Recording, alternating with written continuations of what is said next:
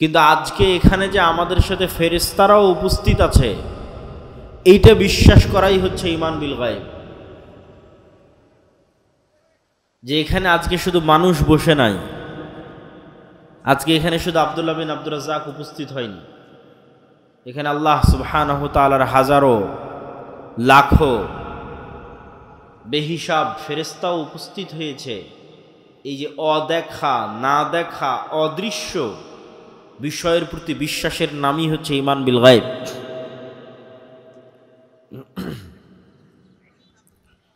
আল্লাহ সুবহানাহু ওয়া তাআলা পবিত্র কোরআন মাজিদে বলেন,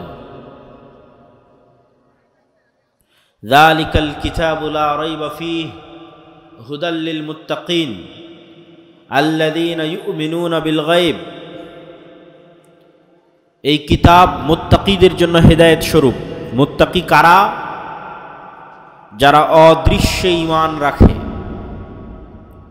শুধু ঈমান রাখে, ওয়াবিল আখিরাতি হুম ইউকিনুন, এবং আখিরাতে তারা ইয়াকিন রাখে, অদৃশ্যের উপর ইয়াকিন রাখে।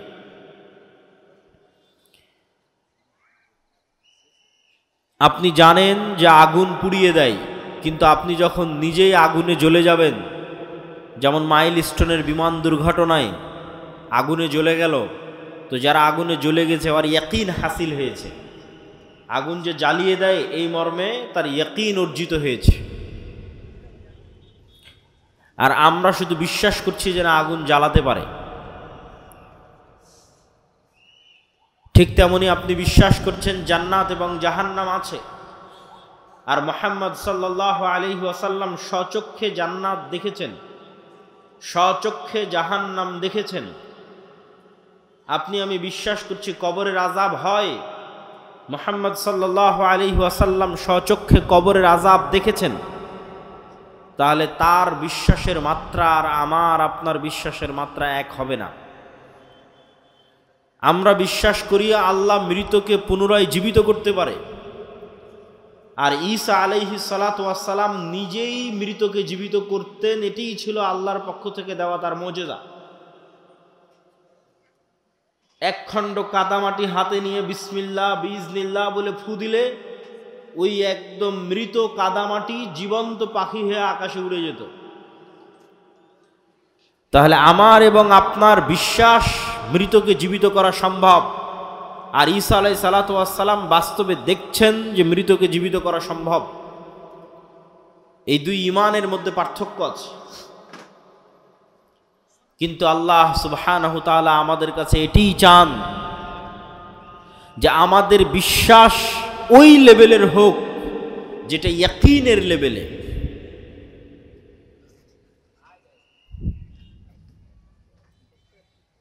যেমন আল্লাহ সুবহানাহু ওয়া তাআলা সূরা তাকাসুরের মধ্যে বারবার বলেছেন, কাল্লা লাউ তা'লামুনা ইলমাল ইয়াকিন, যে অবশ্যই তোমাদের ইয়াকিন অর্জিত হবে। লাতারাউন্নাল জাহিম, অবশ্যই তোমরা নিজ চোখে জাহান্নাম দেখবে। আজ শুধু তোমাদের বিশ্বাস আছে, আর একদিন নিজে চোখে স্বচক্ষে দেখবে। আমরা বিশ্বাস করি মানুষ মারা যাবে, যেই দিন নিজেই মারা যাবেন সেই দিন ইয়াকিন অর্জিত হবে। হাক্কাল ইয়াকিন, ইলমাল ইয়াকিন, যে মৃত্যু সত্য, কবর সত্য, পরকাল সত্য, জান্নাত সত্য, জাহান্নাম সত্য, ফেরেশতা সত্য। এই অদৃশ্যের বিষয়ের উপর যত সর্বোচ্চ লেভেলের ঈমান অর্জিত হবে, যত সর্বোচ্চ লেভেলের ইয়াকিন অর্জিত হবে, আপনার আমলে, আখলাকে, চিন্তায়, চেতনায় তত পরিবর্তন সাধিত হবে। এটাই ইসলামের ভিত্তি। এই ঈমান বিল গায়বে ইয়াকিন না থাকার কারণেই আজকে মুসলমানরা ইসলামের বাহ্যিক বিষয়গুলোর উপর তো ঠিকই আমল করছে, কিন্তু হৃদয়ে ঈমান প্রবেশ না করার কারণে তারা মুনাফিক অবস্থায় জীবনযাপন করছে। লাম্মা ইয়াদখুলুল ঈমানু ফি কুলুবিহিম, মুখে বলেছে আশহাদু আল্লা ইলাহা ইল্লাল্লাহ ওয়া আশহাদু আন্না মুহাম্মাদার রাসূলুল্লাহ, বাহ্যিকভাবে সালাত আদায় করেছে, বাহ্যিকভাবে সিয়াম পালন করেছে, বাহ্যিকভাবে হজ এবং উমরা পালন করেছে, কিন্তু লাম্মা ইয়াদখুলুল ঈমানু ফি কুলুবিহিম, কিন্তু এই যে ঈমান বিল গায়ব এখনো তাদের অন্তরে পরিপূর্ণরূপে প্রবেশ করেনি। পরিপূর্ণরূপে প্রবেশ না করার কারণেই কত এসিল্যান্ড, ওসি, ডিসি, এসপি, মন্ত্রী, মিনিস্টার বেহিসাব যারা 5 ওয়াক্ত সালাত আদায় করে, শত শতবার উমরা আদায় করে, এরকম বিভিন্ন ইসলামী সম্মেলনের প্রধান অতিথি, বিশেষ অতিথি, মসজিদ মাদ্রাসার কমিটির মেম্বার, এমন কোনো দিনই কাজ নাই যে দিনই কাজের সাথে সে জড়িত নয়। কিন্তু যখন ওই সাব রেজিস্ট্রার তার অফিসে গিয়ে বসে, ওই ওমরাকারী সাব রেজিস্ট্রার, নামাজি সাব রেজিস্ট্রার যখন অফিসে বসে, তখন সে ঘুষ নেয় এবং সেই ঘুষের টাকা দিয়ে সে উমরা করে। এটাই হচ্ছে লাম্মা ইয়াদখুলুল ঈমানু ফি কুলুবিহিম।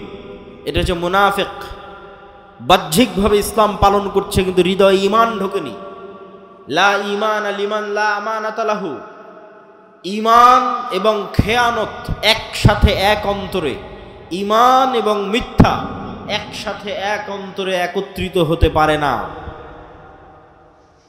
সম্মানিত উপস্থিতি, আর এটিই হচ্ছে আজকের মুসলমানদের সবচেয়ে বড় সমস্যা, যা আমি আমার বহু বক্তব্যে, গত 1-2 বছরের প্রায় সব বক্তব্যে বলা আছে,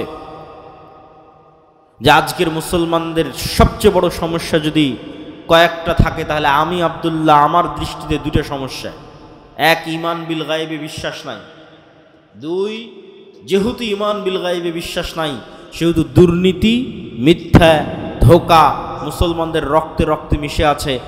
দিনকে সেই ধোঁকার জন্যই তারা ব্যবহার করে।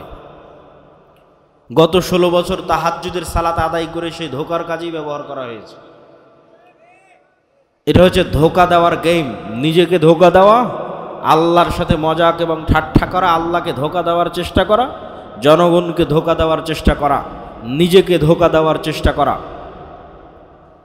আজকে আপনি যান পৃথিবীর যে কোনো প্রান্তে, ইউরোপ, আমেরিকা, সৌদি, কুয়েত, কাতার, বাহরাইন, লিবিয়া,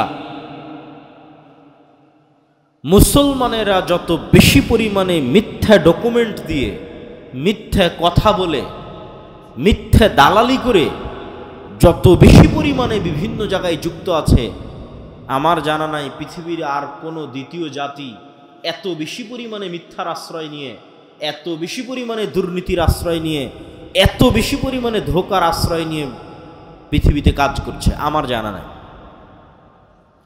আর এটি হচ্ছে মুসলমানদের গোলামির সবচেয়ে বড় কারণ। কেননা এই স্বভাবটাই গোলামির স্বভাব, এবং এই সেম স্বভাব বানু ইসরাইলের মধ্যে ছিল। বানু ইসরাইলেরা নবীর সন্তান, ইসহাক, ইব্রাহিম, ইয়াকুবের সন্তান, ইউসুফের ভাই, 11 ভাই, এবং ইউসুফ আলাইহিস সালাতু ওয়াস সালাম তাদের সন্তান, বেনিয়ামিনের সন্তান। কিন্তু নবীদের সন্তান হওয়ার পরেও তারা ধোঁকা, মিথ্যা, দুর্নীতিতে পারদর্শী ছিল, এবং এটি তাদের রক্ত মাংসের সাথে মিশে গেছিল। আল্লাহ বললেন, দাউদের তেলাওয়াত শুনে মাছ শনিবারের দিন দাউদের জাবুরের তেলাওয়াত শুনে নদীর ধারে চলে আসে।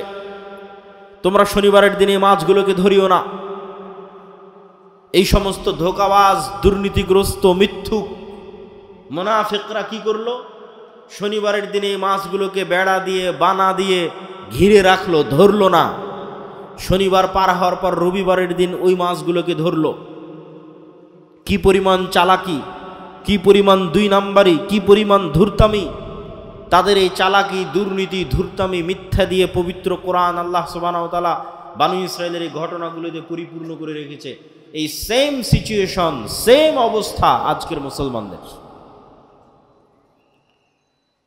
আজকের মুসলমানদের এই হৃদয় বিদারক করুণ দৃশ্য আরো বাস্তব হয়ে ফুটে ওঠে যদি আপনি ফিলিস্তিনের মুসলমানদের অবস্থা দেখেন। ফিলিস্তিনে যারা ত্রাণের কাজ করতে গেছে, তারা এই বিষয়ে খুব সম্যক অবগত যে মিশরে 1 কেজি আটার দাম কত, মিশরে 1 কেজি চিনির দাম কত, মিশরে একটা ছাগলের দাম কত, 1 কেজি দুম্বার গোস্তের দাম কত। ওই সেম জিনিসটা যখন মিশর থেকে গাজায় ঢুকতেছে, তখন গাজায় সেটির দাম হয়ে যাচ্ছে 10 গুণ, 15 গুণ, 20 গুণ, 50 গুণ পর্যন্ত। এই যে দাম বাড়ানোর যে সিন্ডিকেট, এই সিন্ডিকেটের সাথে পৃথিবীর কোনো ইহুদি জড়িত নাই, এই সিন্ডিকেটের সাথে ইসরায়েল জড়িত নাই। মুসলমানদের পাঠানো ত্রাণের টাকার উপর যে সিন্ডিকেট গড়ে উঠেছে, এই সিন্ডিকেট মুসলমানেরাই তৈরি করেছে। এটা সত্য। তারা নিজের ভাইয়ের রক্তের উপর বিজনেস করতেছে। সম্মানিত উপস্থিতি, এই অবস্থা সারা বিশ্বের মুসলমানদের, যে মুসলমানদের মধ্যে নেতৃত্বের প্রকৃত গুণটা নাই, আর এই নেতৃত্বের প্রকৃত গুণ যেন তৈরি না হয়, এই জন্য দুটা কালচার মুসলমানদের মধ্যে কন্টিনিউ রাখা আছে, যাতে মুসলমানেরা প্রকৃত নেতা হিসেবে কোনোদিন তাদের জন্ম না হতে পারে। প্রকৃত নেতা, নামকাস্তে নেতা বলিনি, প্রকৃত নেতার জন্মগত গুণ, সে বলবে সত্য, করবে ন্যায়। যেই সত্যবাদী ন্যায়পরায়ণ সেই নেতা। পৃথিবীতে যেখানে যেখানে যে অবস্থায় আছে, সে বাই ডিফল্ট জন্মগত আল্লাহর বাছাইকৃত নেতা। সত্যবাদী এবং ন্যায়পরায়ণ যদি হয়, আমানতদার যদি হয়, পৃথিবীর কোন নবী রাসূল মিথ্যুক অবস্থায়, দুর্নীতিবাজ, ধোঁকাগ্রস্ত অবস্থায় প্রেরিত হননি। জন্মগত সত্যবাদী, আমানতদার অবস্থায় প্রেরিত হয়েছেন। তাওহীদের দাওয়াত দিয়েছেন ওহী পাওয়ার পরে, কিন্তু জন্মগত এই গুণে তারা গুণান্বিত ছিলেন। কেন? এটা নেতার গুণ।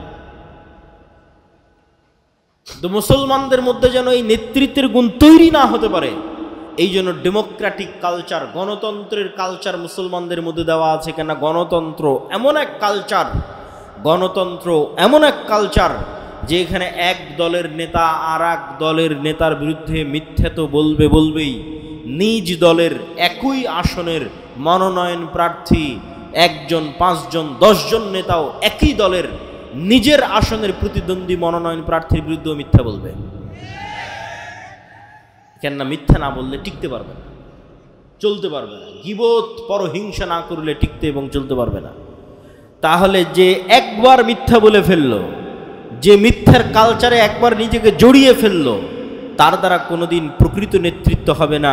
এই নেতা যদি প্রধানমন্ত্রীও হয়ে যায়, এই নেতা যদি রাষ্ট্রপতিও হয়ে যায়, এই নেতা যদি এমপিও হয়, এই নেতা যদি মন্ত্রীও হয়, তাহলে যে নিজের দলের মনোনয়ন প্রার্থীর বিষয়ে অন্য দলের নেতার বিষয়ে মিথ্যা বলেছে, দুর্নীতি করেছে, ধোঁকা দিয়েছে, তাকে ভারত আর আমেরিকা টাকা দিয়ে কিনতে পারবে না? বলেন, পারবে?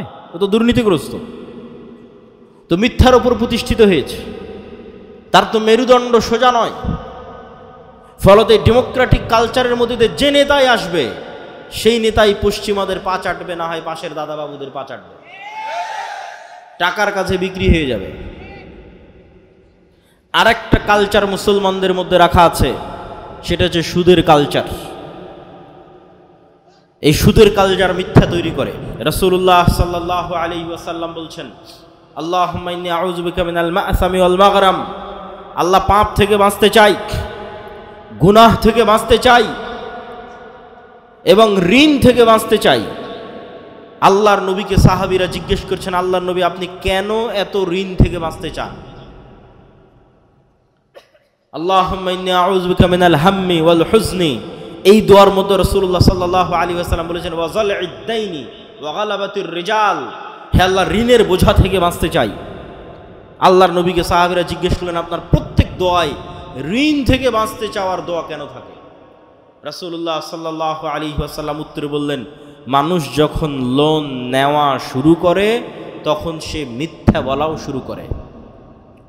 আজকে উপস্থিত অসংখ্য মা বোন আছে, যে সমস্ত মা বোন কিস্তির সাথে জড়িত আছে, তারা হলফ করে বলেন, বুকে হাত দিয়ে বলেন, কতজন শতভাগ সত্যবাদী। কি আপনারা বুঝতে পারছেন না কথা? কিস্তি থেকে যে একবার টাকা নিয়েছে, তার পক্ষে কি সত্যের উপর অটল থাকা সম্ভব নয়। তাকে মিথ্যার আশ্রয় নিতেই হবে।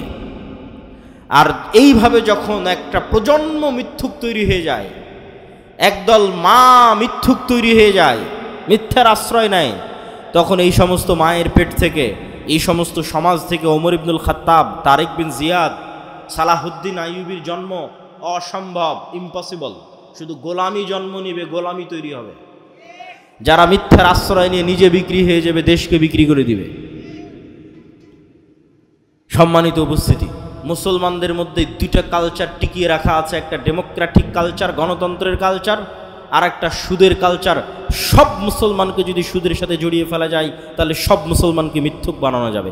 এমনিতেই 190 বছর ব্রিটিশদের গোলামি করার কারণে এমনিতেই মুসলমানেরা দুর্নীতিগ্রস্ত। এমনিতেই ইউরোপীয় উপনিবেশ যেখানে যেখানে প্রতিষ্ঠিত হয়েছে, সেখানে সেখানে মুসলমানদের মিথ্যা, দুর্নীতি, ধোঁকার কালচার বৃদ্ধি পেয়েছে। যেখানে আমাদের শাসন যত মজবুত, যত নিকৃষ্ট, যত জঘন্য ছিল, ওখানে মিথ্যা, ধোঁকার কালচার তত বেশি। এই জন্য ভারত, পাকিস্তান, বাংলাদেশের মুসলমানেরা যত মিথ্যা বলে, তার চেয়ে তুলনামূলক রোহিঙ্গা মুসলমানেরা, তার চেয়ে তুলনামূলক আফ্রিকার মুসলমানেরা বেশি মিথ্যা বলবে, বেশি দুর্নীতি করবে, বেশি ধোঁকা দিবে। কেননা তাদের গোলামি আরও শক্ত, আরও মজবুত, আরও কঠিন। ফলত গোলাম অবস্থায় জীবনযাপন করতে করতে মিথ্যা বলা শিখতে হয়েছে। একটা টাকার জন্য, একটা রুটির জন্য দুর্নীতি করা শিখতে হয়েছে। সেই কালচার, সেই স্বভাব রক্ত থেকে যায়নি। ফলত নেতার জন্ম হওয়া সম্ভব নয়, নেতৃত্বের জন্ম হওয়া সম্ভব নয়, জাতির মুক্তি সম্ভব নয়। জাতির মুক্তি তখনই সম্ভব যখন প্রকৃত নেতার জন্ম নিবে, যেই নেতার মেরুদণ্ড হবে সোজা। আর তখনই মেরুদণ্ড সোজা হবে যখন জীবনে কোনোদিন মিথ্যায়, অন্যায় এবং দুর্নীতির আশ্রয় নেয়নি। তখন ওর হৃদয়ে প্রকৃত ঈমান ঢুকেছে। এই নাম কাস্তে ঈমান নয়, লোক দেখানো সালাত নয়, লোক দেখানো উমরা নয়, লোক দেখানো মুখের দাড়ি নয়। প্রকৃত ঈমানের ভিত্তি হচ্ছে যখন সে সত্যবাদী, আল্লাহর সাথে সত্যবাদী, জনগণের সাথে সত্যবাদী, আল্লাহর সাথে ন্যায়পরায়ণ, জনগণের সাথে ন্যায়পরায়ণ, আল্লাহর সাথে আমানতদার, জনগণের সাথে আমানতদার। সম্মানিত উপস্থিতি, আমাদের আজকের বক্তব্যের বিষয় ঈমান বিল গায়েব। কেন?